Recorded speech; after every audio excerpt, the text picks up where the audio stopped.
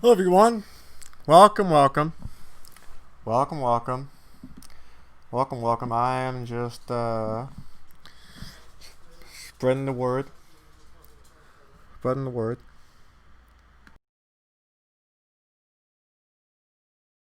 That's what I'm doing. So, yeah.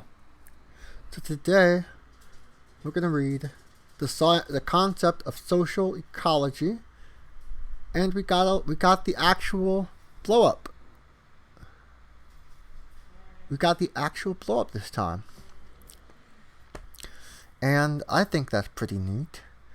And that way you can read along. I mean, I know we got some characters. We got Mamiya up on the screen.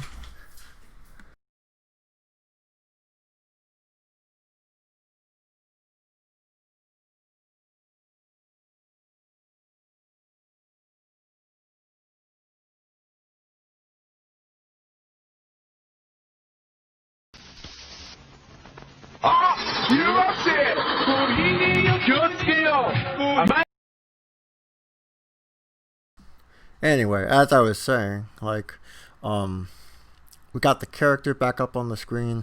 We got the chat box, and we got everything under control. But yeah. So yeah.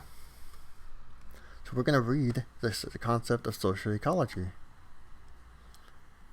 The concept of social ecology. And let's do it. I'm excited. Let's do it, my friends. Hold on, let me just get everything set up. Oh, wait. I'm sorry. 1 second. My apologies. Okay. Okay. Certain things were happening. Okay. I have a new setup. Sorry. Everything is new here. Everything is still new to me. Okay. So essentially, okay. The concept of social ecology. The legends of the Norsemen tell of a time when all beings were anortioned their worldly domains. The gods occupied a celestial domain, Asgard, and men lived on the earth, Midgard, below which lay Niflheim, the dark icy domain of the giants, dwarfs, and the dead. These domains were linked together by an enormous ash, the world tree. Its lofty branches reached into the sky, and its roots into the furthermost depth of the earth.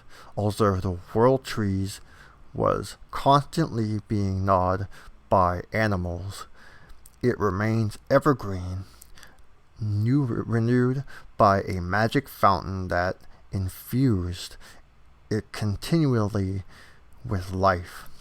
The gods who had fashioned this world presided over a precarious state of tranquility. They had banished their enemies, the giants who had landed who had land ice. Fenris, the world was enchained and the banished and had banished their enemies. The giant to the land of ice. Fenris, the wolf, was enchained, and the great serpent of the Midgard was held at bay. Despite the lurking dangers a general peace prevailed, and plenty existed for the gods, men, and all living beings. Odin, the god of wisdom, reigned all over the deities. The wisest and strongest, he watched all over the battles of men and selected the most heroic of the fallen to feast with him in this great fortress Valhalla. Thor, the son of Odin, was not only a powerful warrior, the defender of Asgard against the restive giants, but also a deity of order who saw to keeping the faith between man and obedience to the treaties. I'm going to scroll down a little bit. There were gods and goddesses of plenty, of fertility, and of love, of law, of the sea, and ships, and a multitude of animalistic spirits who inhabited all things and beings of the earth. But the world order began to break down when the gods, greedy for riches, tortured the witch Golvig, the maker of gold, to compel her to reveal her secrets. Discord now became rampant among the gods and men. The gods began to break their oath. Corruption, treachery, rivalry, and greed began to dominate the world. With the breakdown of the primal unity, the days of the gods and men of Asgard and Midgard were numbered inexorably. The violation of the world order would lead to Ragnarok, the death of the gods in a great conflict before Valhalla. The gods would go down on a terrible battle with the giants. Fenris, the wolf, and the serpents of Midgard, with the mutual destruction of all combatants. Humanity too would perish, and nothing would remain but bare rock and overflowing oceans in a void of cold and darkness.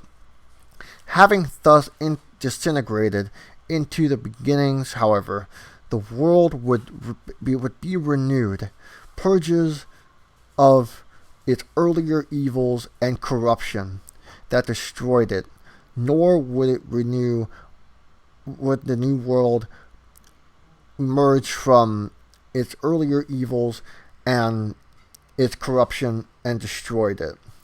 I'm sorry, I read that sentence backwards.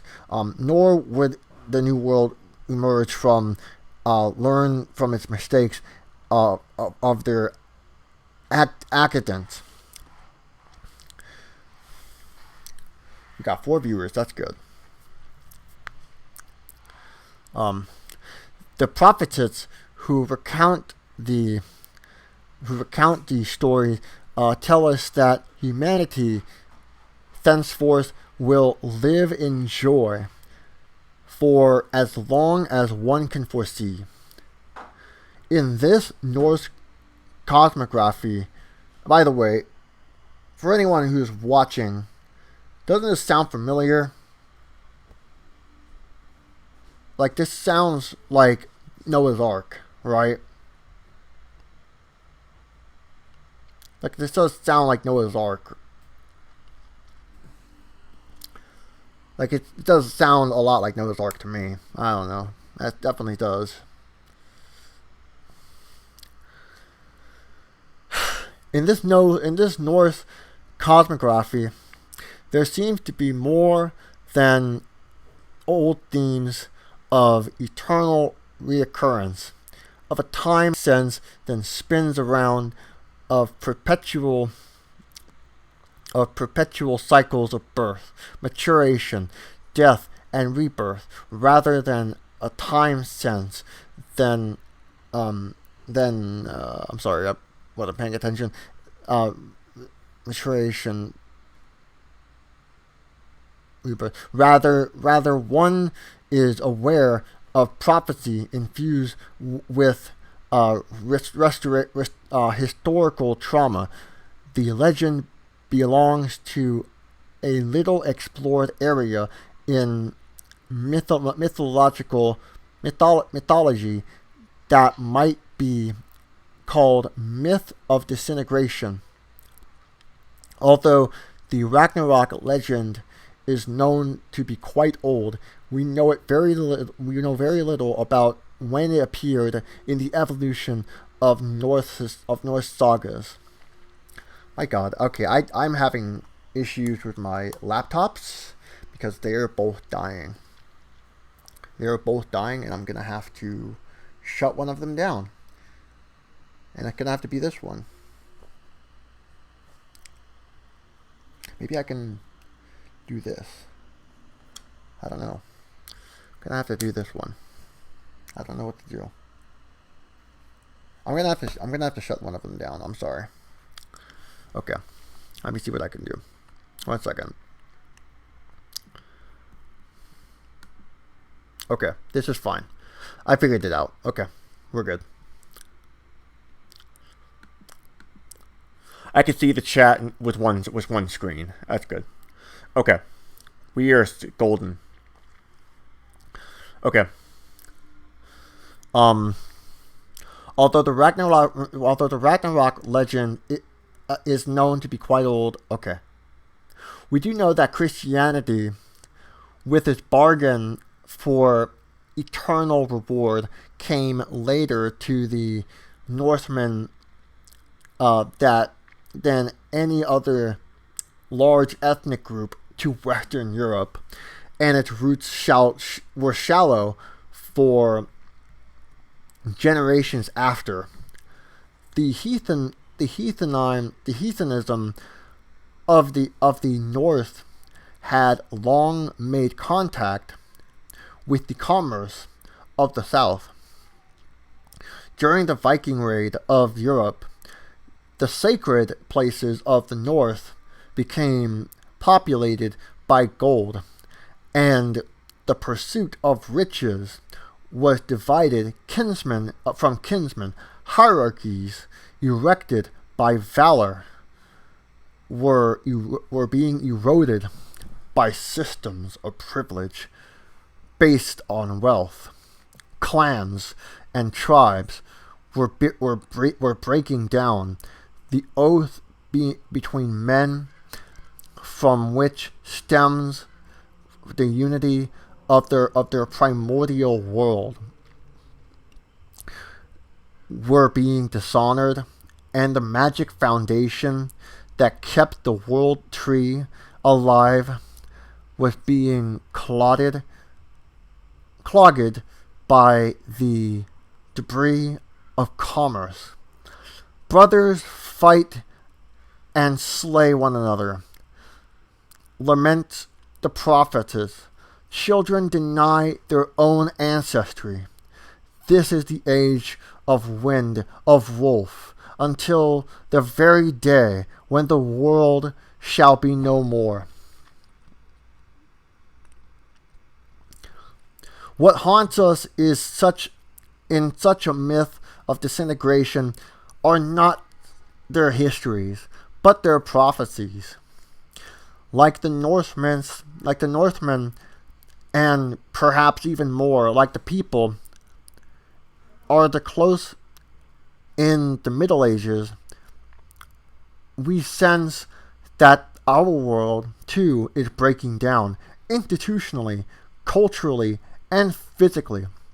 Whether we are faced in a new paradisical era or a catastrophe like the Norse Ragnarok is still unclear, but there can be no lengthy period of compromise between past and future in an ambiguous present. The reconstructive and destructive tendencies in our time are too much at odds with each other to admit of reconciliation. The social horizon presents a starkly conflicting prospect of a harmonized world with an ecological stabilization based on a rich commitment to community, mutual aid, and new technologies on one hand, and the terrifyingly prospect of some sort of thermonuclear disaster on the other.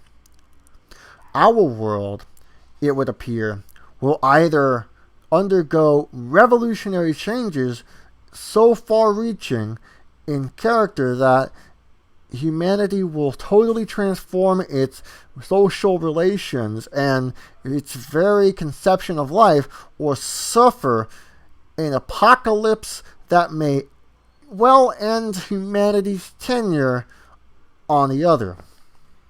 Damn.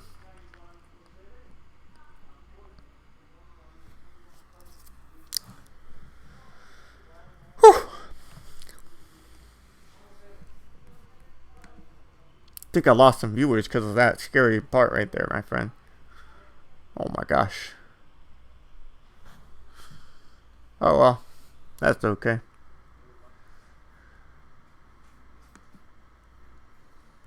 I don't know. Whatever. I'm having fun. I'm having a good time. The tension between these two prospects are already subverted the morale of the traditional social order. We have entered an era that consists no longer of institutional stabilization but of institutional decay. A widespread alienation is developing towards forms, the aspirations, the demands, and all above the institution of established order. The most exuberant theatrical evidence of this alienation occurred in the 1960s, when the youth revolt of the early half of decade exploded into what seemed to be a counterculture. The considerably more than a protest and adolescent nihilism marked the period. Almost intuitively, new values of sensuousness, new forms of communal life, changes of dress, language, music, all born of wave of a period, not known to what sense of this wave began to ebb, whether as a historic retreat or as a transformation into a serious project for inner and social development. That the symbols of this movement eventually became the artifacts for a new culture industry does not alter its far-reaching effects. Western society will never be the same. All the sneers of its academics and its critics of narcissism notwithstanding.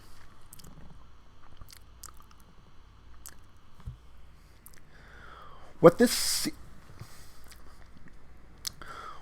ceaseless movement of deinstitutionalization and delegitimization so significant is that it is founded on its bedrock in a vast stratum in Western society.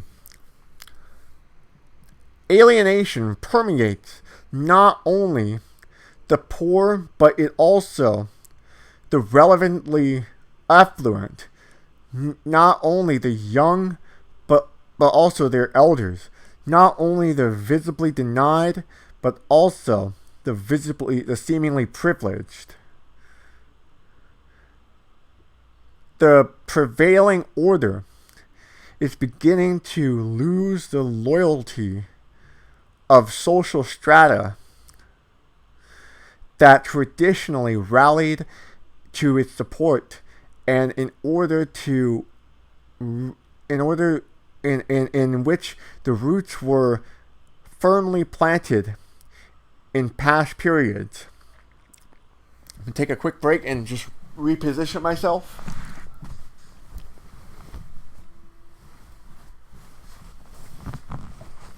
Let's see.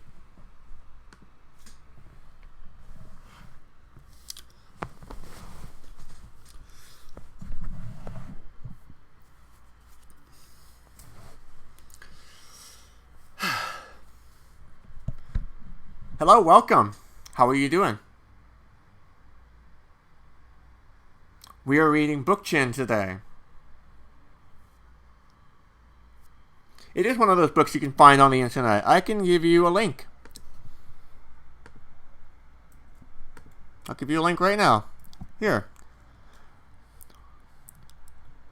Oh my gosh, 1 second. I gotta log in. Give me 1 second. It's really ridiculous. 1 second. I will be right with you. I can do that actually. 1 second.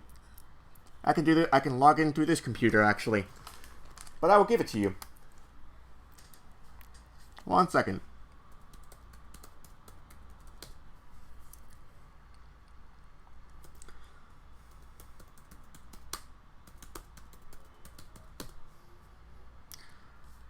No problem. No problem at all. PDF. So we're reading The Ecology of Freedom. We're on page 18. You can read along if you'd like. Here you go. Enjoy.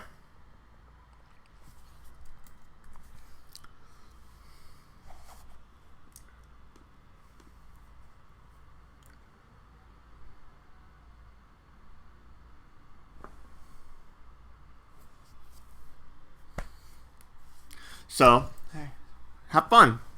Thanks for joining us. Thank you for joining us. I really appreciate it.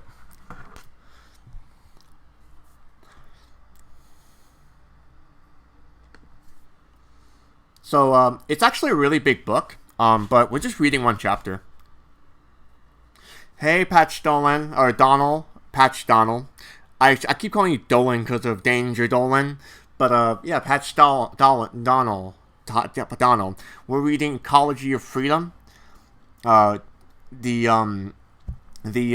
concepts of social ecology. So I just sent a link. Hold on 1 second. I just sent a link to, if you want to read it, you're more than welcome to read it here. Here you go. We're on page 18. No problem. Have a seat and enjoy. We're just chilling. Anyway, I'm going to continue reading from here. Crucial as the decay of institution and values may be, it by no means exhausts the problem that confronts the existing society.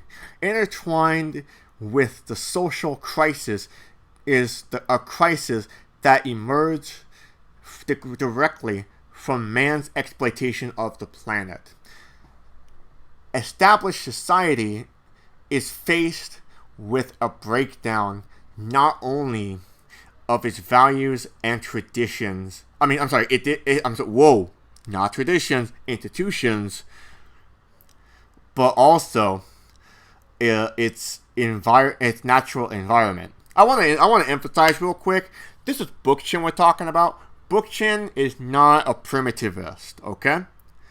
Bookchin is not a primitivist, alright?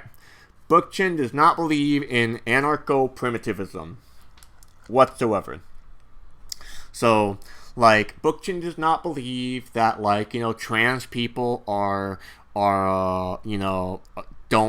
shouldn't have rights. He doesn't believe in racism, doesn't believe in genocide. He doesn't believe that, he doesn't believe that, we should go back to, the fucking, the Stone Age. Basically, and we will, as you will learn in this chapter, Bookchin believes in the idea that, we should abolish capitalism and, have a better relationship with nature. And we should evolve into a permaculture society.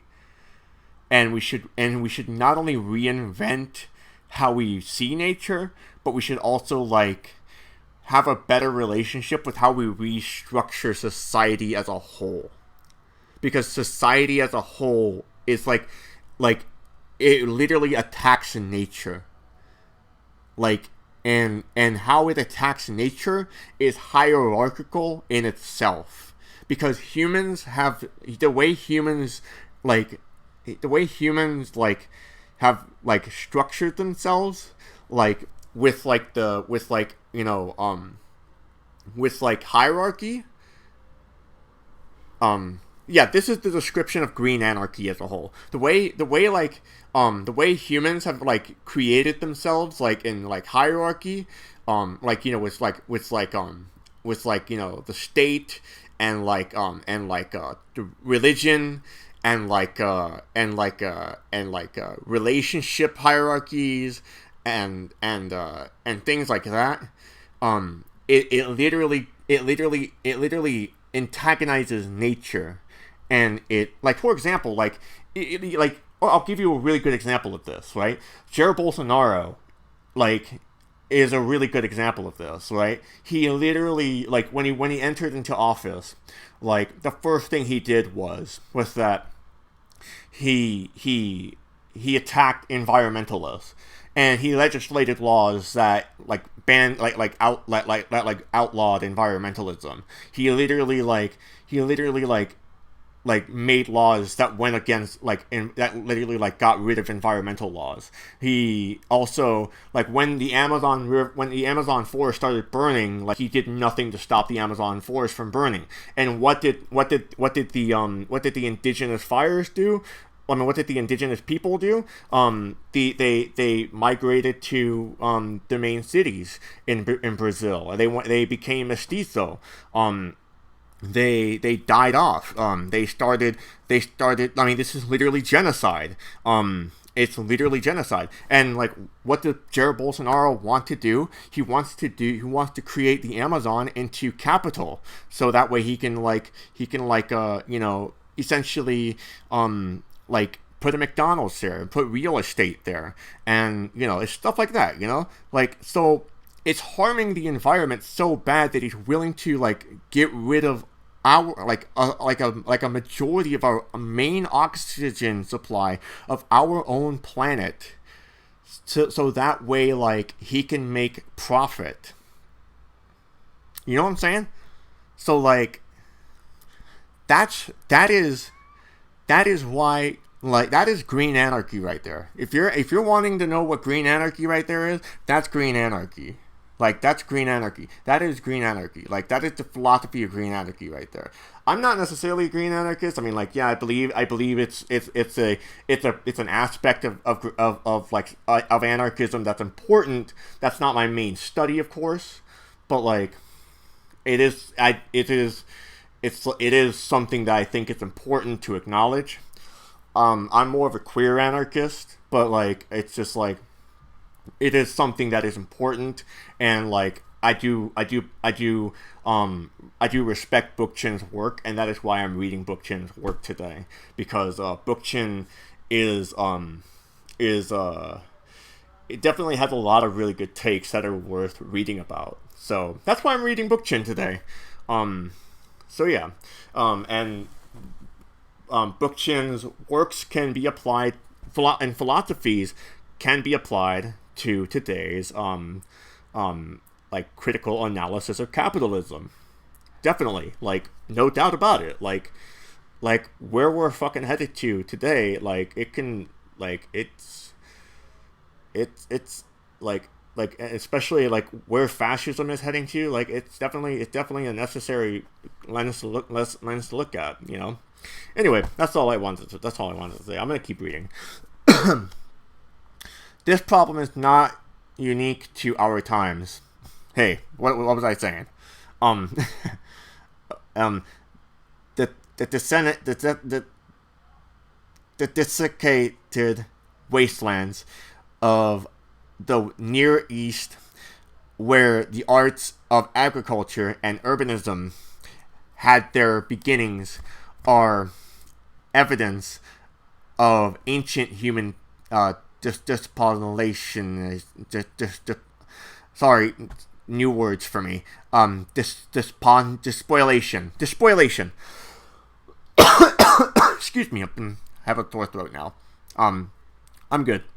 But this example pales before the massive destruction of the environment that has occurred since the days of the Industrial Revolution, and especially since the end of the Second World War. The damage inflicted on the environment by contemporary societies encompasses the entire Earth. Volumes have been written on immense losses of the productive soil that occurred annually in almost every continent on the Earth, on the extensive destruction of the trees covered in areas vulnerable to erosion. Continent of the Earth. I'm sorry.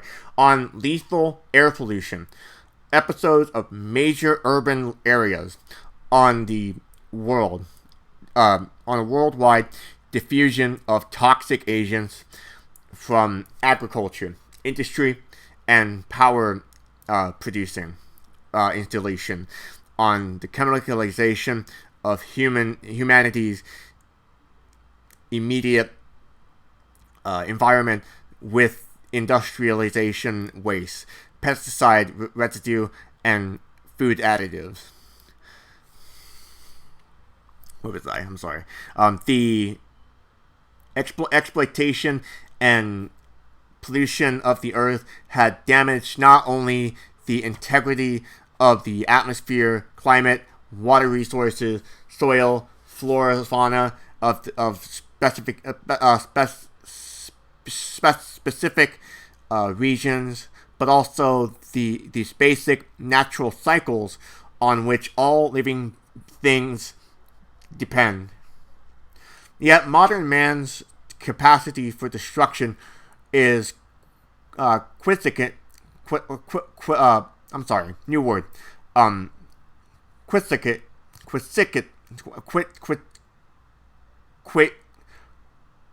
Nope. Sorry. Evidence of humanity's capacity for reconstruction. The powerful technology agents we have unleashed against the environments include many of the very agents we require for its reconstruction. The knowledge and physical instruments for promoting a harmonization for humanity with nature and of humans with humans are largely at hand or could easily be devised. Many of the physical principles used to construct such patently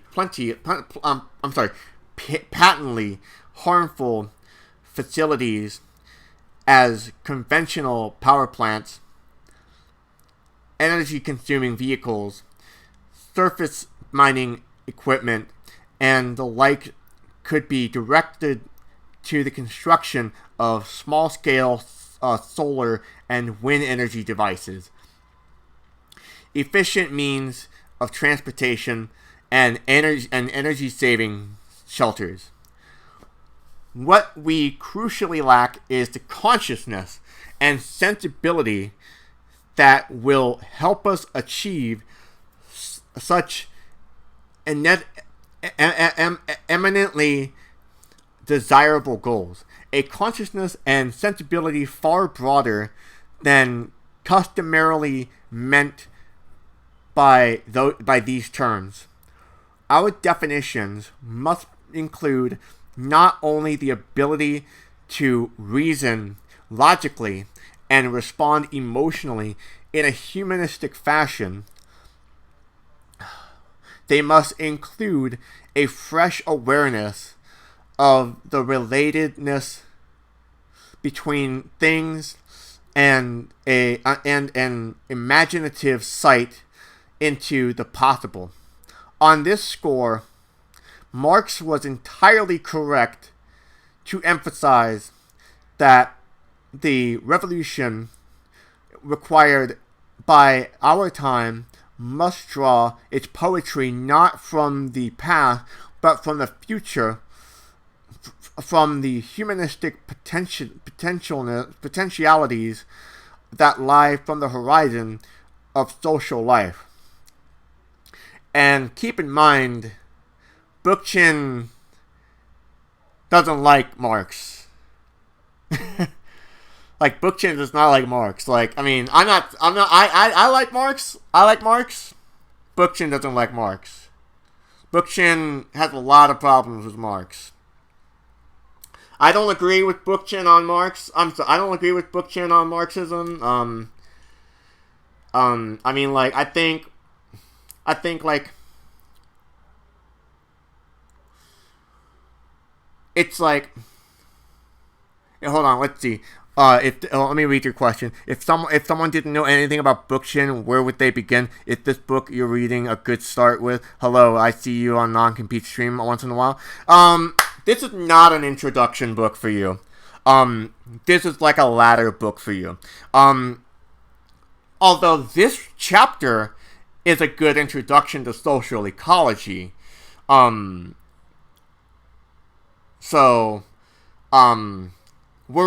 learning about social ecology, not Bookchin. But if you want to read about if you want to read about Bookchin's like philosophy, I got a book for you. I'll be right back.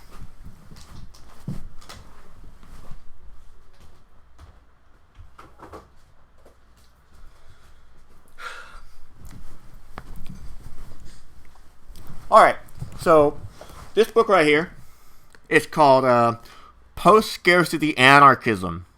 I did a review with Radical Reviewer, if you want to learn about it. So this is actually the crux I wouldn't say the crux, but it's kind of a bunch of essays of Bookchin's work.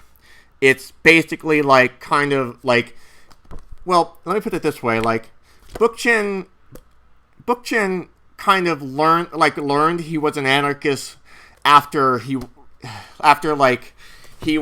like, it was like after 30 years of being a Stalinist, then he was a Trotskyist, and then he realized he was an anarchist. He was an anarchist after 30 something years of being a Marxist. And and like after 30 years of being a Marxist-Leninist, he just decided he was an anarchist, and he realized that it's institutionally hierarchical. And to me, it's like I understand where he's coming from, and I get it, and I completely understand his basis on that.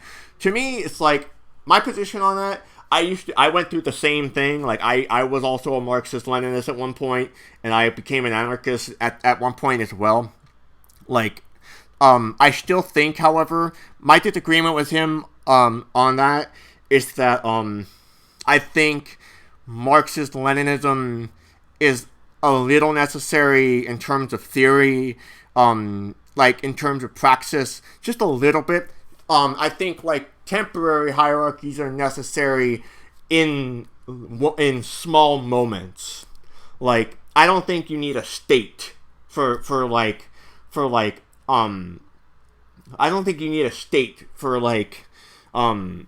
don't think you need a state for a hierarchy. I think like say like for example, like you're confronting a fascist, or you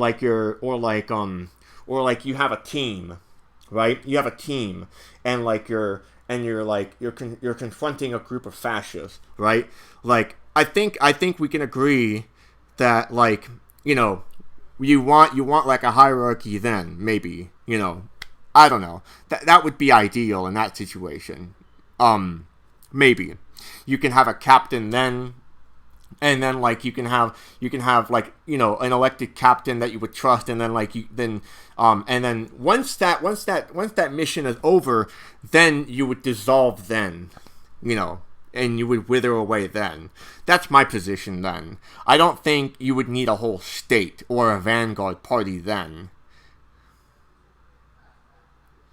So that's my position. I just feel that like Marxist-Leninism has some aspects that are right. I feel like Marxist-Leninism has some aspects that are wrong. You know? Yeah. I don't know. I've changed over time. And yeah, Radical Reviewer is dope, and you should check it out. And what's up? So what are you saying is that anarchists can temporarily elect team leaders? Yeah, that makes sense. Yep. I think Bakunin kind of mentioned it in that sense as well, actually. I think I was in an interview with what's his name? Aaron, with Non-Compete, actually. And Aaron kind of mentioned it that way. Aaron Re-Education. I think Aaron kind of summarized it that way, you know? Where's my book? No, that's not it. Where did I put the book? Oh, wait, the book is right here. I'm sorry. It's online. Whoops. Duh. You tricked me. Anyway, thanks for the question. I really appreciate it. Love my audience today. Appreciate it. I'm glad I got an interactive audience.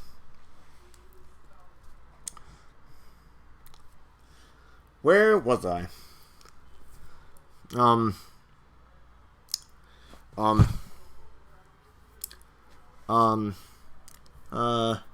Gotta find my audience. Not my audience. My place in the book. Don't remember what I said last. I'll pick a place. Okay. Is there scientific discipline that allows for the indiscipline of I'm going to turn on the fan. It's hot in here.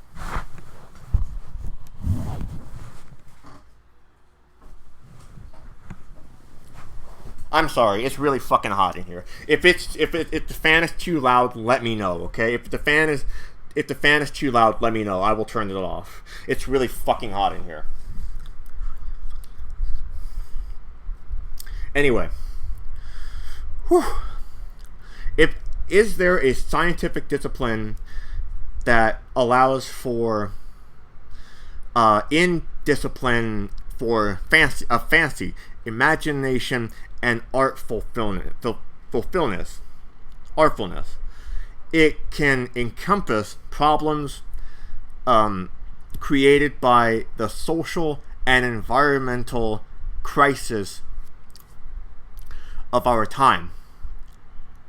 Can it integrate critique with reconstruction theory with practice, vision with technique. In almost every period since the Renaissance, a very close link has existed between radical advances in the natural sciences and upheavals in social thought. In the 16th and 17th century, the emerging sciences of astronomy and mechanics, in their liberating visions of a heliocentric world. Ooh, this is going to be interesting. I know about this. And the unity of local cosmic motion found their social counterpart in equally critical and rational social ideologies that challenge religious bigotry and political absolutism. Oh, this is going to be good. Oh my god, I love you, Bookchin. Here we go. Whew. The Enlightenment brought a new appreciation for sensory perception and the claims of human reason to divine a new world. A world that had been a ideological monopoly of the clergy. Later, anthropology and evolutionary biology demolished traditional static notion of the human enterprise, along with the myth of original creation and history as a theological calling, by enlarging the map and revealing the earthly dynamic of social history. These sciences, reinforced by the new doctrine of socialism, which with its ideal of human progress that followed the French Revolution. My golly. Bookchin is onto something. My friend.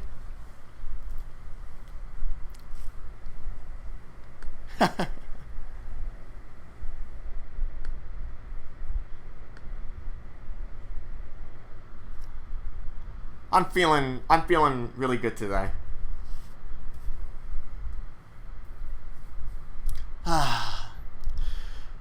In this view of the enormous dislocation of that now confronts us, our own era needs a more sweeping and more an insightful body of knowledge, scientific as well as social, to deal with our problems without renouncing the gains of earlier scientific and social theories. We must develop a more rounded critical analysis of our relationship with the natural world. We must seek the foundations for a more reconstructive approach to the grave problems posed by the apparent contradiction between nature and society. We can no longer afford to remain captive to the tendencies of the more traditional sciences to dissect phenomenon and examine their fragments. We must combine them, relate them, and see them in their totality and in their specificity.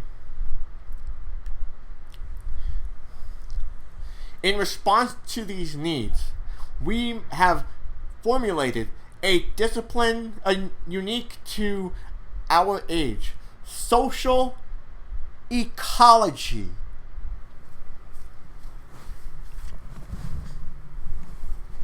There we go. That's the selling point.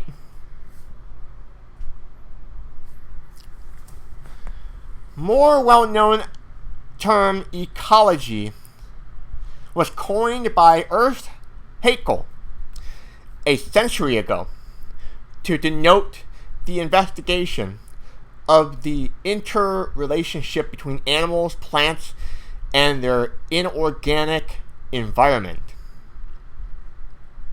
Since Haeckel's day, the term has been expanded to include ecologies of cities, of health, and of the mind.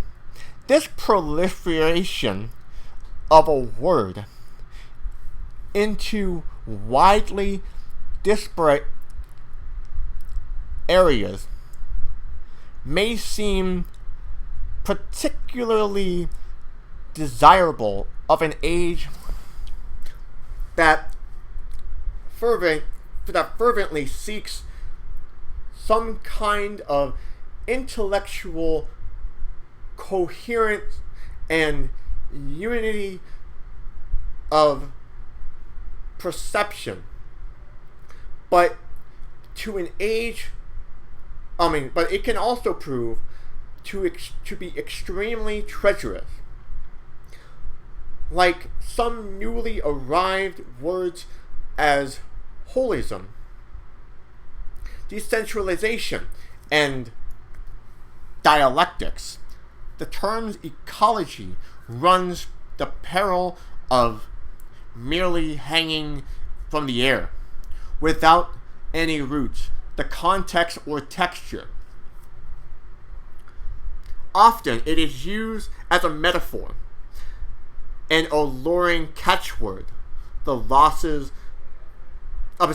loses the potential, the compelling internal logic of its premise. Accordingly, the radical thrust of the word is easily neutralized. Holism evaporates into a mythical sight, a rhetorical expression for ecological fellowship, and community that ends with a mythical sigh, a rhetorical expression of that ends with such group meetings and salutations as holistic yours. What was once a serious philosophical stance has been reduced to environmentalist kish. Decentralization commonly means logistical alternative to gigantism, not the human scale that would make an immediate and direct democracy possible. Ecology fares even worse, and all too often it becomes a metaphor, like the word dialectics, for any kind of integration and development. It's kind of wild if you think about it. Recent words, ecology, became commonly known.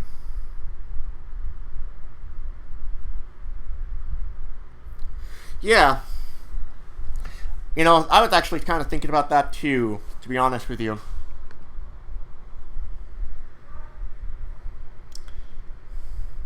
Like, it is kind of a wild concept.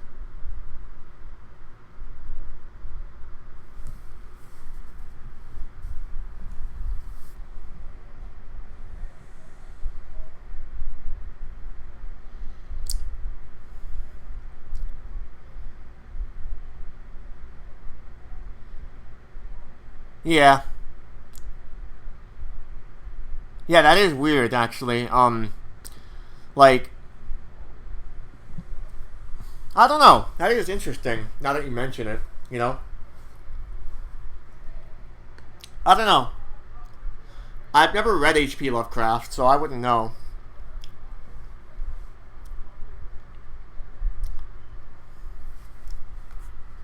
I've never read H.P. Lovecraft, to be honest with you.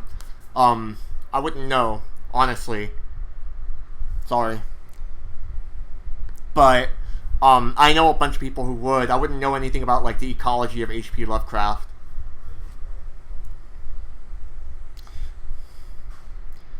Does he, like, draw, like, a bunch of pictures? Like draw a bunch of, like, the environment in his writing?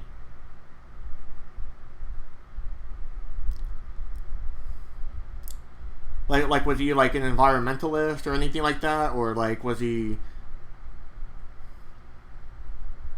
Like, what was he like? What kind of person was he?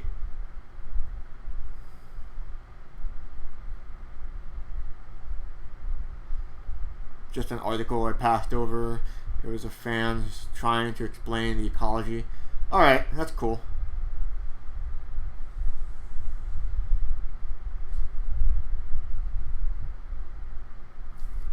Alright, where was I?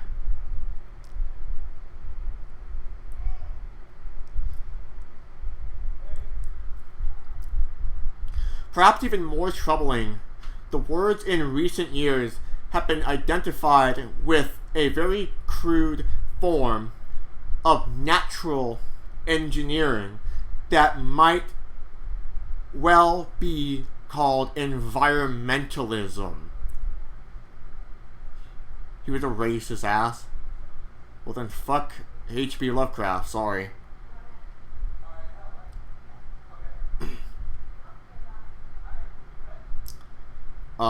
Anyway. I am mindful that many ecologically oriented individuals use ecology and environmentalism interchangeably. Guilty.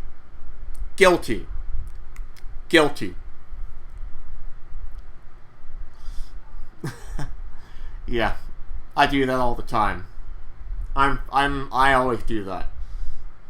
Here, I would like to draw a sentimentally convenient distinction. Alright. By environmentalism, I propose to designate by a mechanic, mechanistic, instrumental outlook that sees nature as a passive habitat composed by objects, such as animals, plants, minerals, and the like, that must merely be rendered more serviceable for human use. Given my use of the term, environmentalists tend to reduce nature to a storage bin of natural resources or raw materials.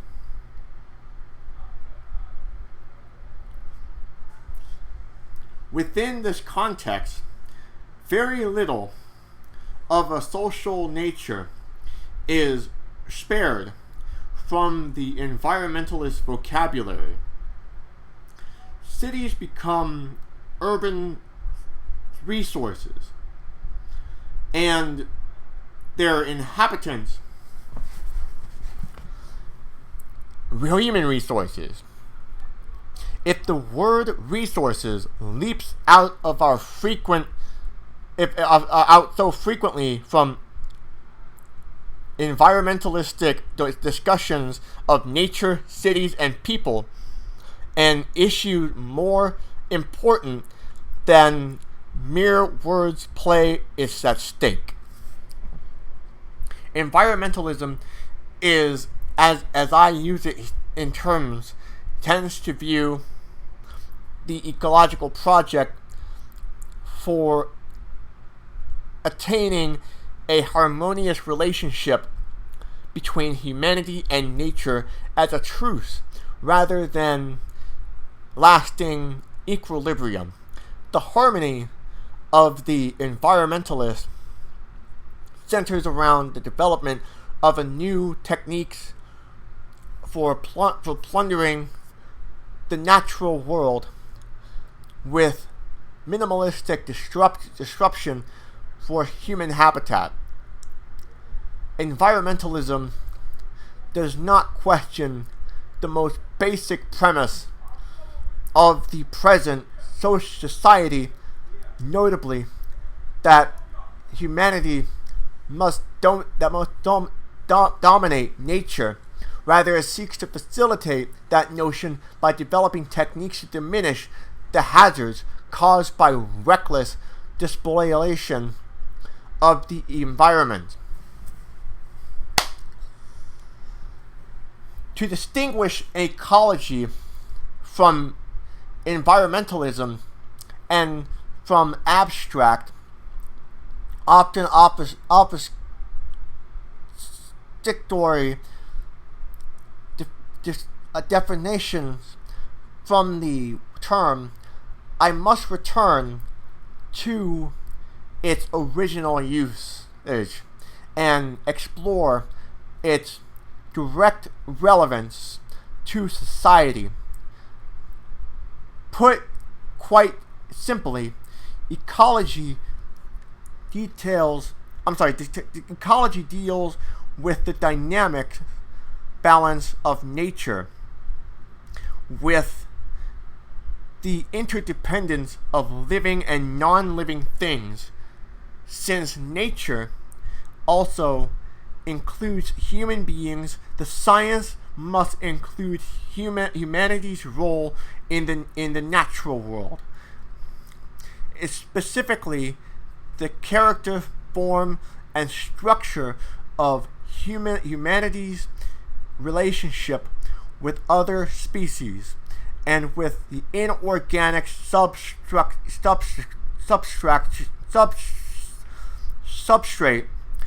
of the biotic environment.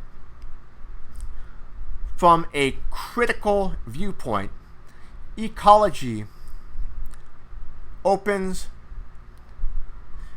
to wide purview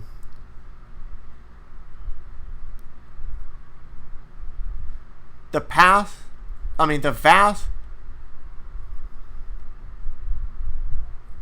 disequilibrium that has emerged from humanity's split with the natural world.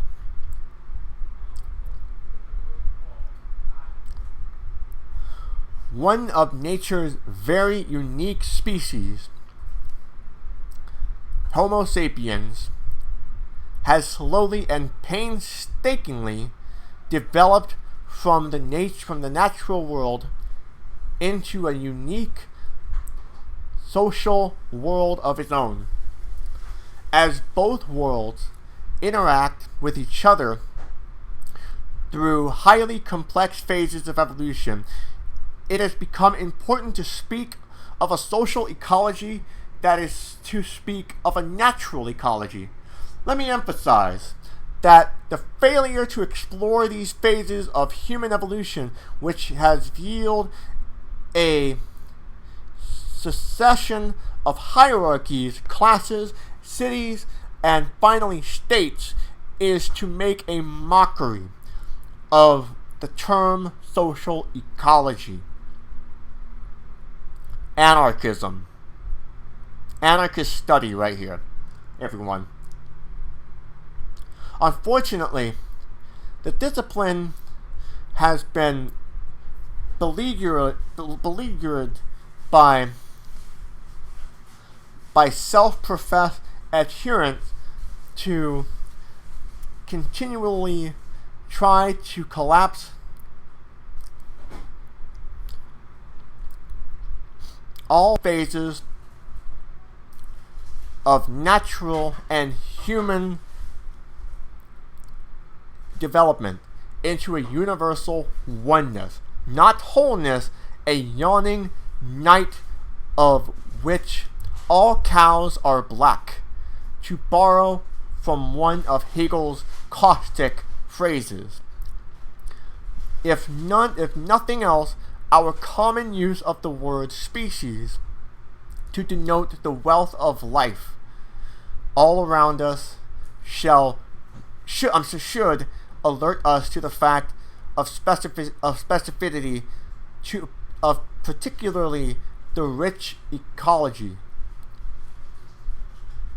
The rich abundance of differentiated beings and things that enter into the very subject matter of the natural ecology. To explore these differentia, to examine the phases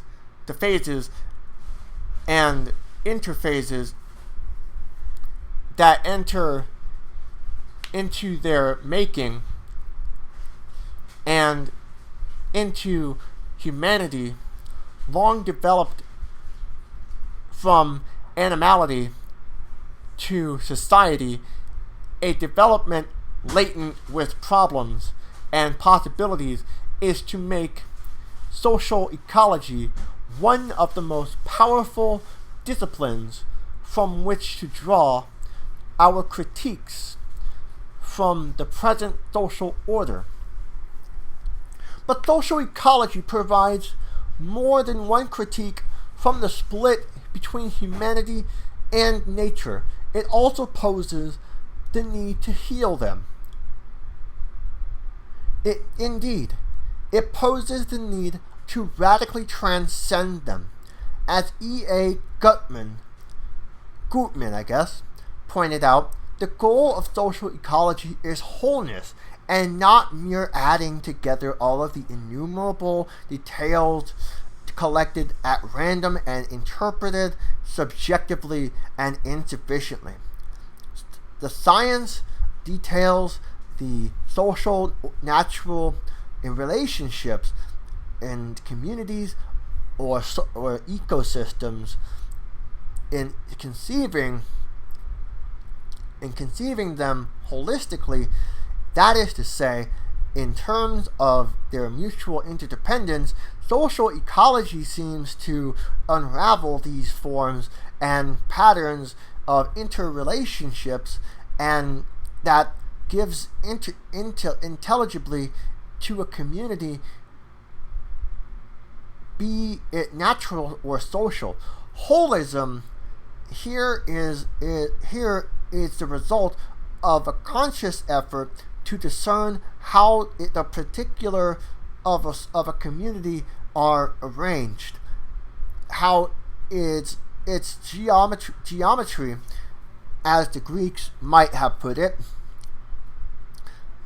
makes the whole more of a summary of the sum put into parts. Hence the wholeness, which Gutman refers to, not to be mistaken with the spectral oneness that yields cosmic dissolution in a structureless nirvana. It is a richness articulated with a history and internal logic of its own. Okay, my voice is starting to hurt. I'm gonna go get some water. I'll be right back.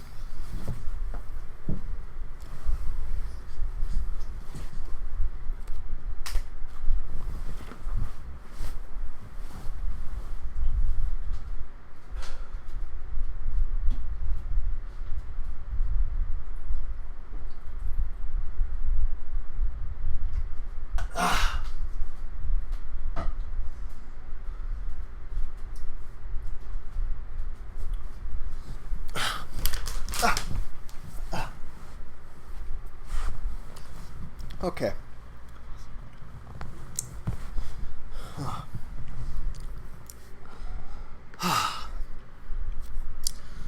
Okay. All right. Okay. Wow. That's a lot of reading so far. My gosh. I'm doing pretty good so far. I feel alright. Just wow. Holy shit.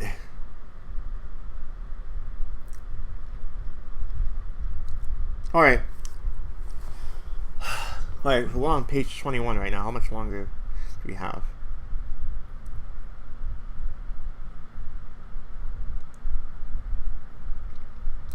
Got quite a bit, it looks like. Oh man, we're gonna be here for a while. Okay. Oh boy. Okay. Alright, we're gonna be here a while.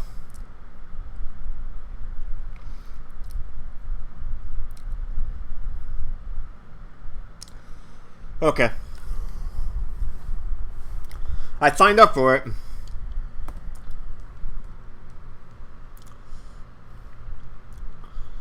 I'm gonna go on a short break so I can invite more people. Just a short break.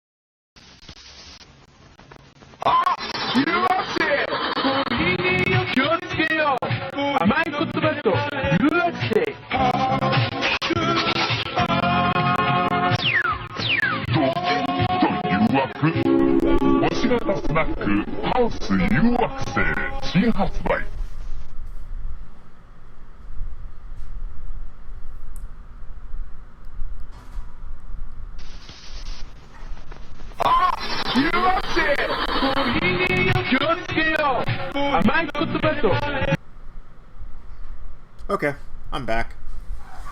Alright.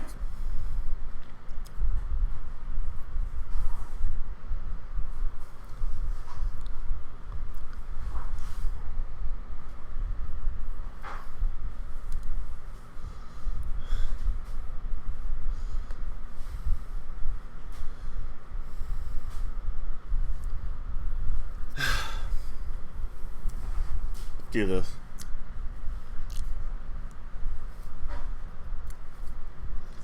Alright.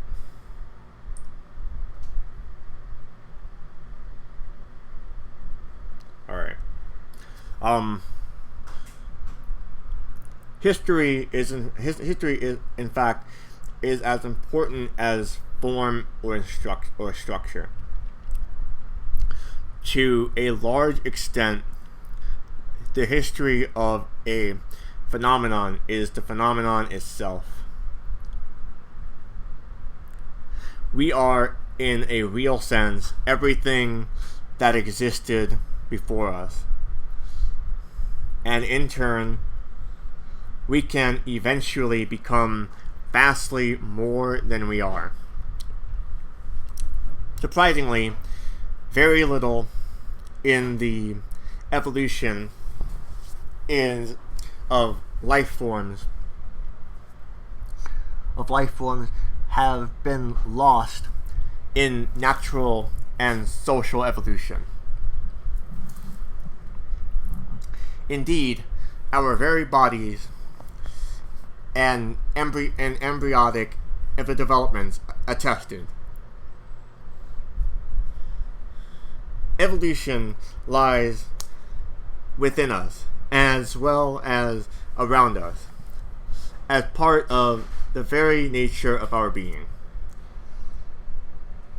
For the present, it suffices to say that wholeness is not a bleak, undifferentiated universality that involves the reduction of a phenomenon to what it has in common with everything else.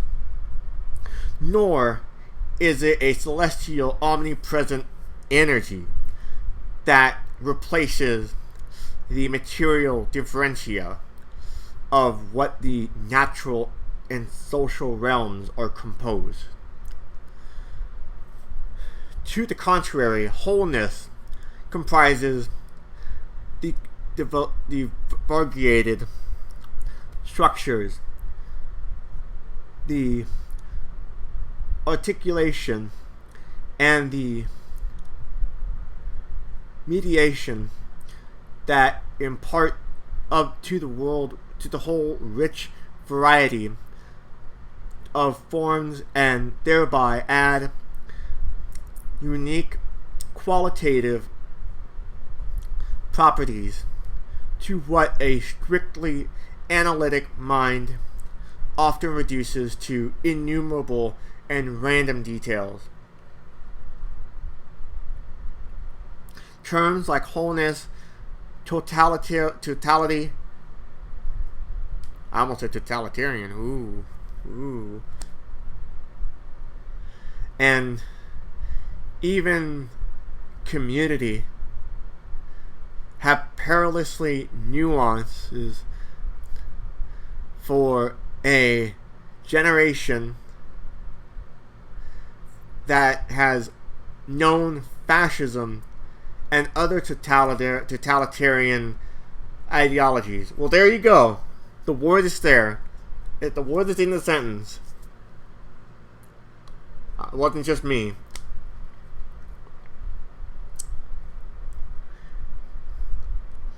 The words evoke images of wholeness,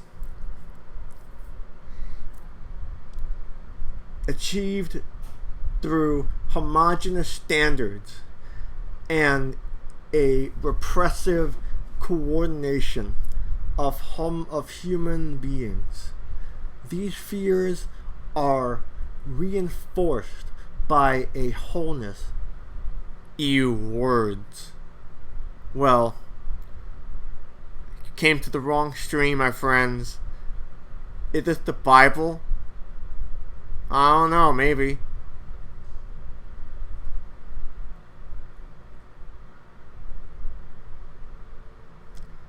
These fears are reinforced by a wholeness that seems to provide an inexorably finality to the course of human history.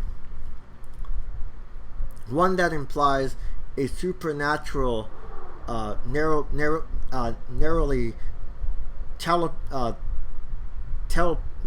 my goodness, I can't say that word. Teleological concept of social law that denies the ability of human will and individual choice to shape the course of social events.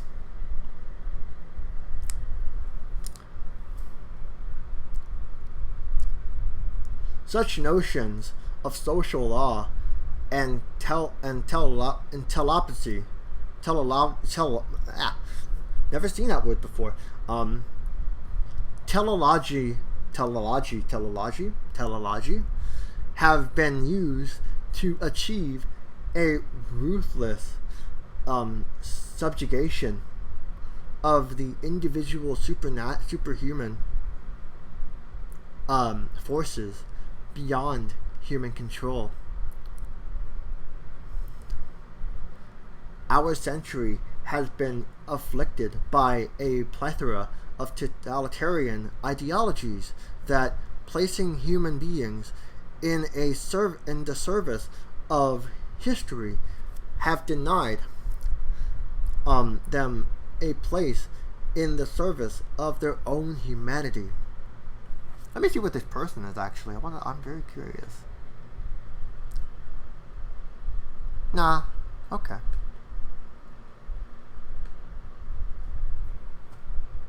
They don't have like a thumbnail or anything.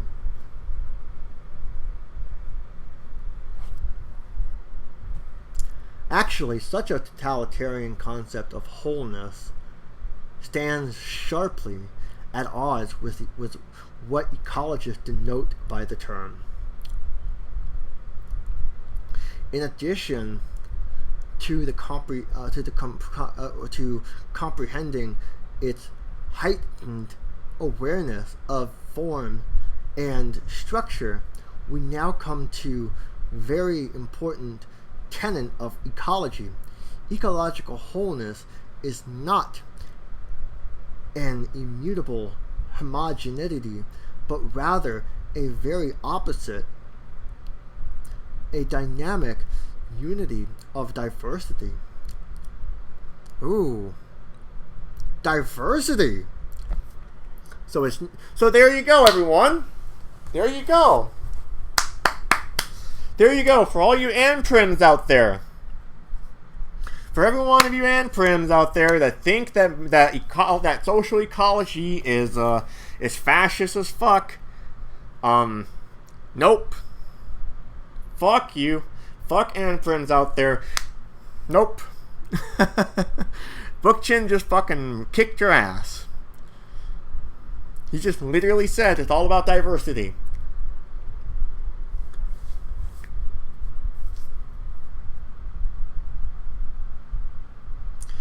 In nature, balance and harmony are achieved by ever-changing differentiation, by ever-expanding diversity.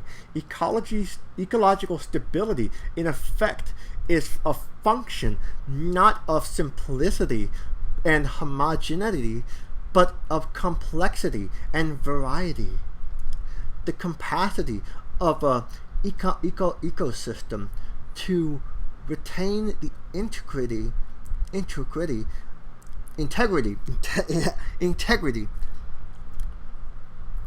not on the uniformity of the environment, but of its diversity. A striking example of this tenet can be drawn from the experience of which ecological strategies for cultivating foods. Farmers have repeatedly met with disastrous results because of a conventional emphasis on single crops approaching to agriculture or monoculture. To use a widely accepted term to those endless wheats and cornfields that extend to the horizon in many parts of the world. Without the mixed crops that normally provide both the countervailing forces and mutualistic support that comes with mixed populations of plants and animals. The entire agricultural situation of an area that has known to collapse. Benign insects become pests because natural controls including birds and some small mammals, have been removed. Soil lacking earthworms, nitrogen fixing bacteria, and green manure in sufficient quantities is reduced to mere sand. A mineral medium for absorbing enormous quantities of inorganic nitrogen salts, which were originally supplied for cynically and timed more appropriately for crop growth in the ecosystem. In reckless disregard for the complexity of nature and the subtle requirements for plant and animal life, the agriculture situation is crudely simplified, but it must now be satisfied by highly soluble synthetic fertilizers and that percolate into drinking water, and disastrous pesticides that remain as residue in food. A high standard of cultivation that was once achieved by diversity of crops and animals, one that freeing of lasting toxic agents and probably more healthful nutritionally, is now barely approximated by single crops whose main supports are toxic chemicals and highly simple nutrition. Let me read what you're saying. Monoculture was cause of the Great Famine in Ireland. Potatoes. Fucking potatoes, everyone. I mean, maybe. I don't know.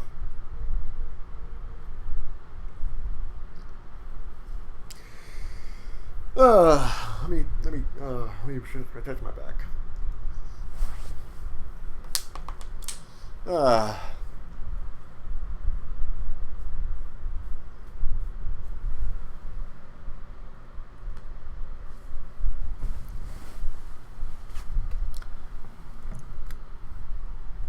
That crop got sickles? Damn.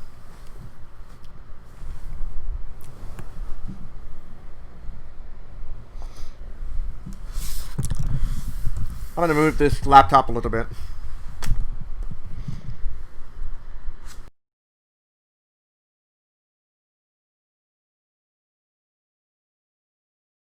Hold on. Are we there? Are we there? Hold on. Okay, we disconnected for a second. We good? Are we good? Are we good? Are we connected? Did we disconnect for a second? Did we disconnect? Okay, we didn't disconnect. Okay, my screen turned off for a second. Okay, I'm sorry. Wait, what's going on with my screen?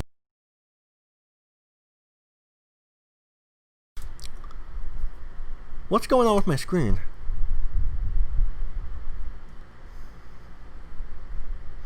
I'm sorry, my bad. Okay, sorry about that. That was weird. I'm really sorry about that. Okay. That was my apologies. Anyway, my apologies. I don't know what happened there. That was really weird. Anyway, I'm just positioning myself so that way things are good. I can get comfy. Okay, cool. Okay. Alright. Let's continue.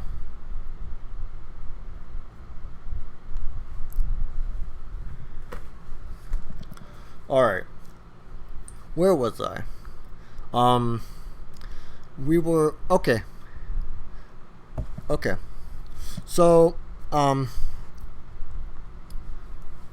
if we assume that the thrust of natural evolution has been toward increasing complexity, that the colonization of the planet by life has been possible only as a result of biotic variety, a prudent rescalization of man,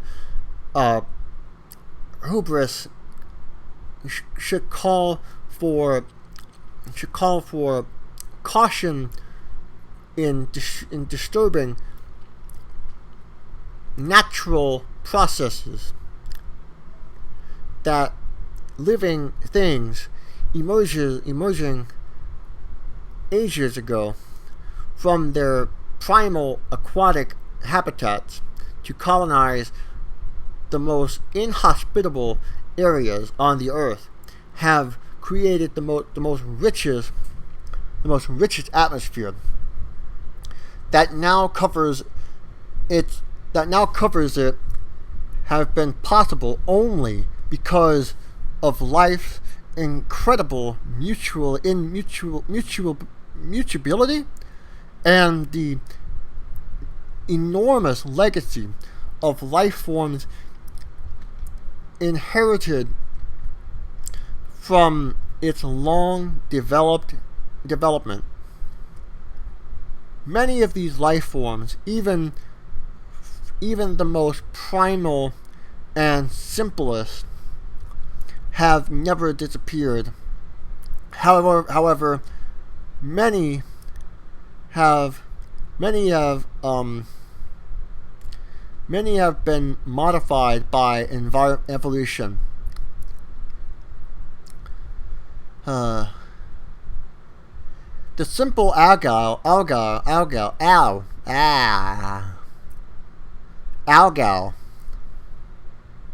The simple algal forms that marked the beginning of the plant life, and the simple invertebrate that marked the beginning of animal life still exist in large numbers that comprise of conditions for the existence of more complex inorganic beings to which they provide sustenance.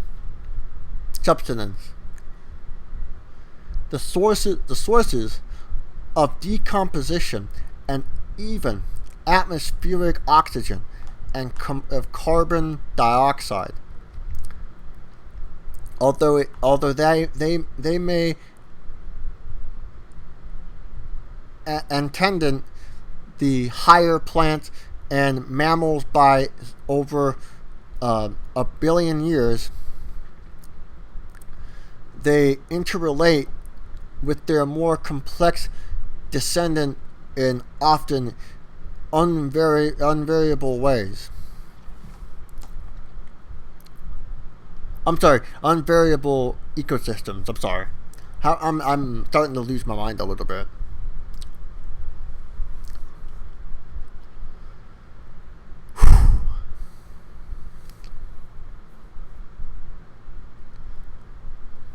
To assume that science commands this vast nexus of organic and inorganic interrelationships, and all its details is worse than arrogance. It is sheer stupidity. If unity is diversity, if unity in diversity form one of the cardinal tenets of ecology, the wealth of biota that exists in a single acre of soil leads to still another basic ecological tenet: the need to allow for a higher degree of natural spontaneity. The compelling dictum: the respect for nature has concrete implications. To assume that our knowledge of this complex richly texture and perpetually changing natural kaleidoscope of life forms lends itself to a degree of mastery that allows us free rein in manipulating the biosphere is sheer foolishness. Foolishness, I say. No, I'm just kidding.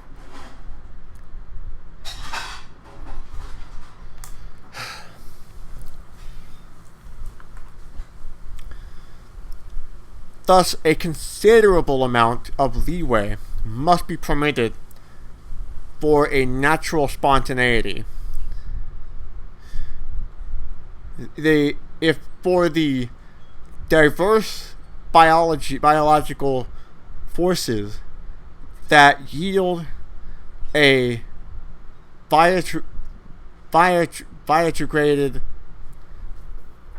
ecological situation, the working with nature requires that we foster the biotic variety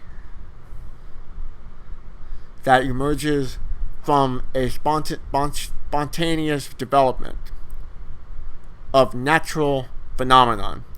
I hardly mean that we must surrender ourselves to a mythical nature that is beyond all human comprehension and intervention, a nature that demands human awe and subservience.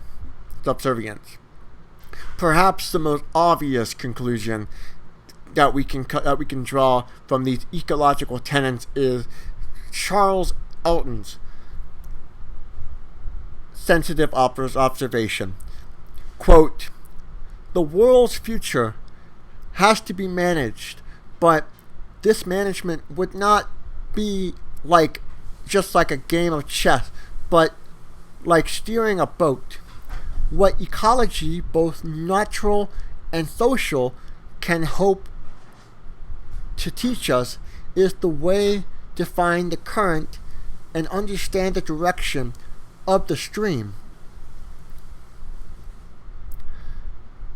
What ultimately distinguishes an ecological outlook as uniquely liberatory is the challenges that raises the conventional notion of hierarchy.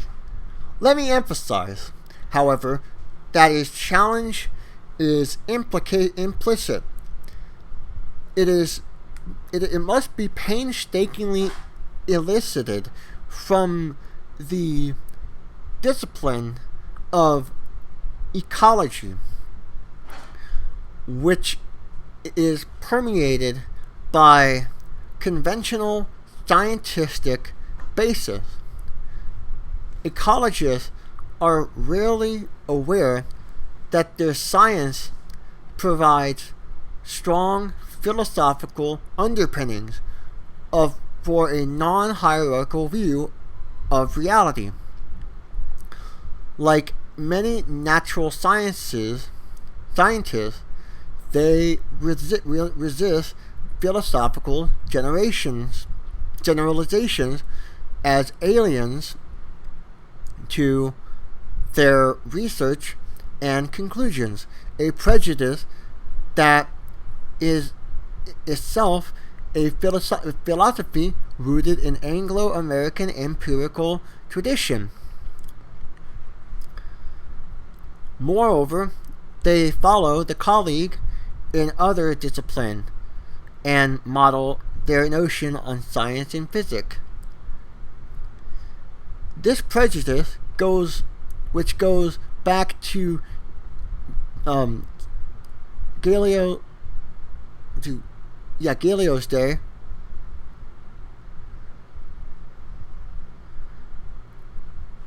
think I'm saying that right. I think I'm saying that right.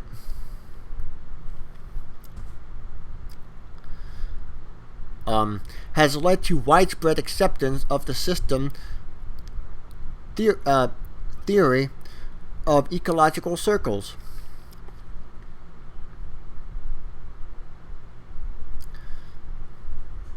While system theory has placed a repertory of science, it can easily become an all-encompassing quantitative reductionist theory of energetics of its acquires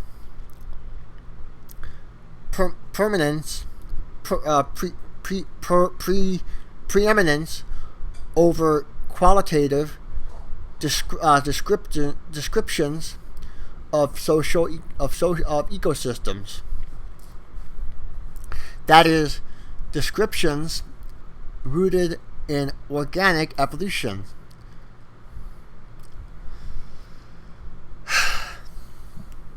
And holism.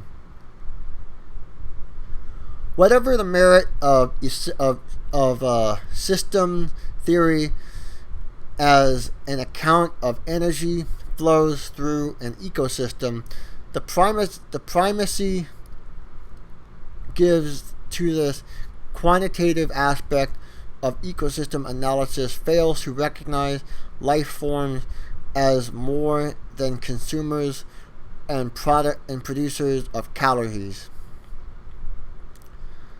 Having presented these caveats, I must emphasize that ecosystems cannot be meaningful, despite in hierarchical terms whether plants and animals communities actually contain dominant and submissive individuals within a species can be argued at great length. But to rank species within an ecosystem, that is to say, between species, is anthropomorphism at its crudest, as Alison Jolly has observed.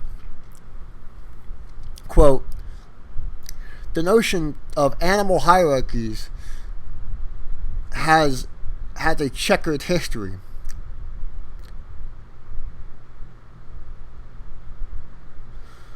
Wow. Anyone want to take a stab at reading that name? You're more than welcome to read that. Go for it. Discovered the pecking order of hens, enlarged his findings to a Teutonic theory of despotism in the universe. For instance, water erodes from a stone was dominant. Name called animals ranking dominance, and many research workers within AHA recognize dominance hierarchy in vertebrate groups.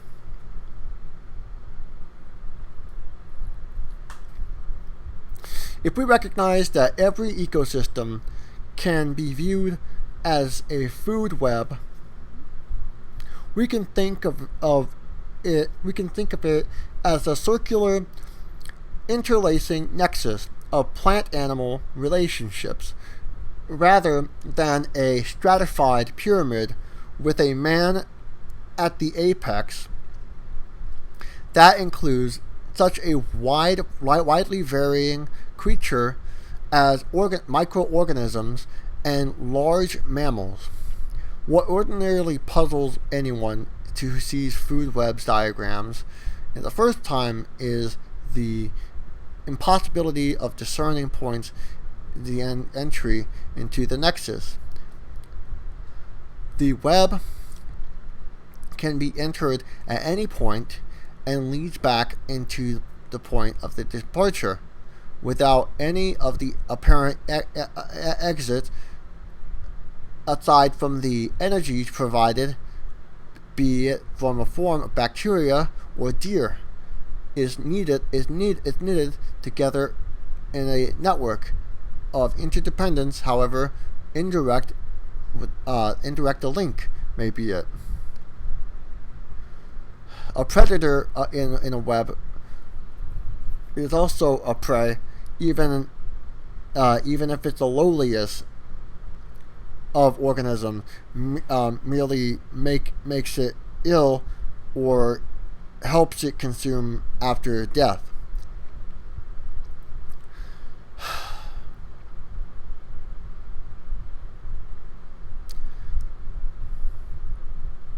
We've been reading for like almost 2 hours. How far are we? 24?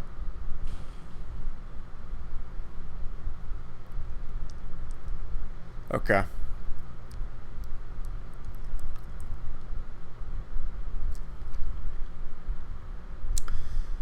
Wow. All right. I'm starting to get kind of tired of reading.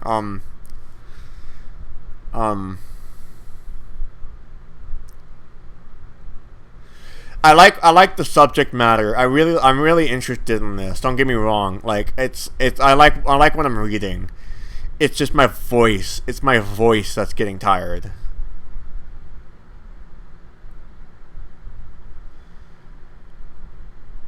It's like I'm actually getting really tired of talking.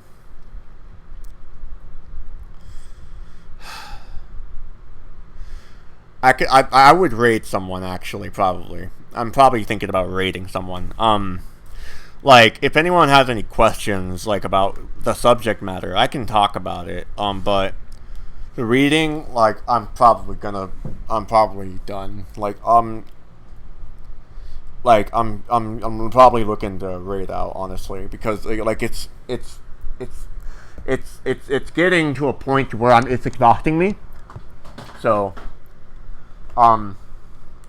give me 1 second. I'll raid out. But I like where it's going, though. Like, honestly, I'll talk about it for a little bit. Like, just for a second. Like, basically, you know, like, I like the idea that, like, you know, we need to be a holistic society, and like, but it's not just a holistic society, but we also need to be a diverse society, you know. And we need to be, and it's like, it's like, when we're a diverse society, like, it's like we need to be united on that front, you know. And it's really good that we're united on that front, you know. And when we're united on, when we're united on, when we're united on the idea of creating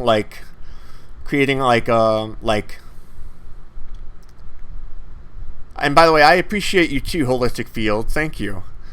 When we're united on, like, you know, the idea of creating a better relationship with nature, we're also creating a very, like, you know, we're also creating a better relationship with each other, and with the animals, and with the creatures that inhabit the land, you know. And I feel that, like, Bookchin's work really can't be oversighted by leftists. Like, honestly, it's one of those books that, you know, like, it's one of those books that really should be read by anarchists. It's one of those books that really should be read by anarchists. Like, and if you're like an environmentalist, you should be reading this book, you know? Like, you should be reading this book, because, like, it's, in fact, I have the physical copy. I'll show you what it looks like.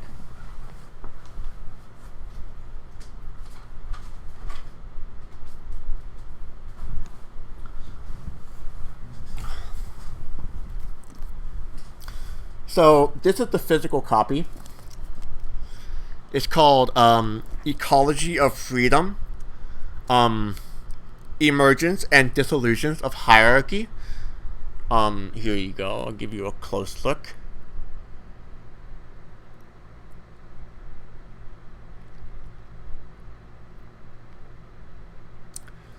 Yeah. So that's it right there. And you're right, holistic fields. Native Americans definitely have a lot of literature that is, regarding our position. Well, I wouldn't say it's our position. I would say maybe Murray Bookchin's position. When you say our position, are you saying the settlers' position? Because the settlers' position is like I don't know. It's like you gotta be careful with that, because like maybe the anarchist position, maybe the leftist position, maybe the leftist position, but like I know what you mean. Humanity is a species, maybe. I see what you're saying. Like, it's just something to consider. Like, what do you mean by that? You got to clarify what you mean by that. Like, you just gotta clarify what you mean by that. But I know what you mean. I know what you're referring to. I know what you're referring to. I got you. I'm also autistic, so it's just like I'm a more direct person, you know. I'm a more direct person, you know. So I usually take things more directly, rather than hints. But anyway, so I'm gonna raid out. Let's see who's online. Let's see. Twitch. Who's on Twitch today? Alright, Lin Wu is online. So, I'm gonna raid into Lin Wu.